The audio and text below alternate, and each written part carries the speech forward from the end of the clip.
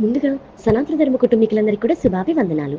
ఈ రోజు నేను మీతో చర్చించాలనుకుంటున్న ఆలయం శ్రీ బాలసుబ్రహ్మణ్యేశ్వర స్వామి వారి ఆలయ విశేషాలు ఈరోజు మనం తెలుసుకుందాం. సాక్షాత్తు లవకుశలు శ్రీరామునితో యుద్ధం చేసిన భూమి సిరువాపురి. ఈ సిరువాపురిలోని శ్రీ బాలసుబ్రహ్మణ్యేశ్వర స్వామి వారి ఆలయం వెలిసి ఉంది. ఈ ఆలయంలోని స్వామివారిని పూజించడం ద్వారా కోరిన కోరికలు ఇట్టి నెరవేరుతాయని భక్తుల యొక్క నమ్మకం. ముఖ్యంగా సొంతింటి కలను ఈ సుబ్రహ్మణ్యేశ్వర స్వామి తప్పకుండా నెరవేరుస్తాడని భక్తుల యొక్క ప్రగాఢమైన విశ్వాసం. సొంతింటి కల సాకారం చేసుకునేందుకు ఎందరో విశ్వ ప్రయత్నాలు చేస్తూ ఉంటారు. చేతిలో ధనం ఉన్నా కూడా చాలా మందికి సొంతింటి కల నెరవేరడం కష్టమవుతుంది. అలాంటి వారు ఈ సిరువాపురి సుబ్రహ్మణ్యేశ్వర స్వామిని కొలిస్తే తప్పకుండా ఫలితం ఉంటుంది. సిరివాపురికి వెళితే మనస్ఫూర్తిగా స్వామివారిని స్తుతిస్తే సొంతింటి కలే కాదు, అనుకున్న కోరికలన్నీ కూడా నెరవేరుతాయి. చెన్నై నుంచి రెడ్ హిల్స్ లేదా కారనోడి ద్వారా లేకుంటే మీంజూర్ పొన్నేరి మార్గం ద్వారా సిరివాపురి చేరుకోవచ్చు. అలా కాకుంటే తిరుపతికి వెళ్లే మార్గంలో పెదపాళెం నుంచి ఏదైనా బస్సు లేదా ఆటో సౌకర్యం ద్వారా సిరివాపురి చేరుకోవచ్చు.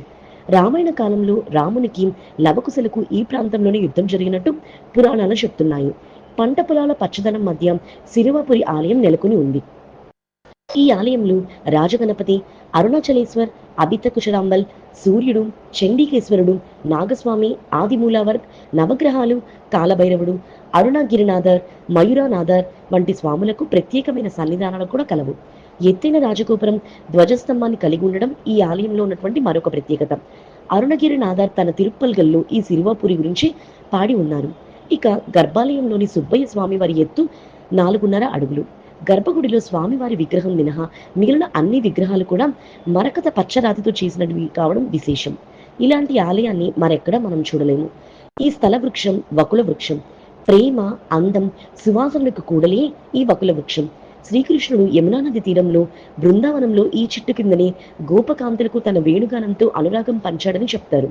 అలాంటి మహిమాన్వితమైనటువంటి వకుల వృక్షం ఈ ఆలయంలో ఉండడం విశేషం.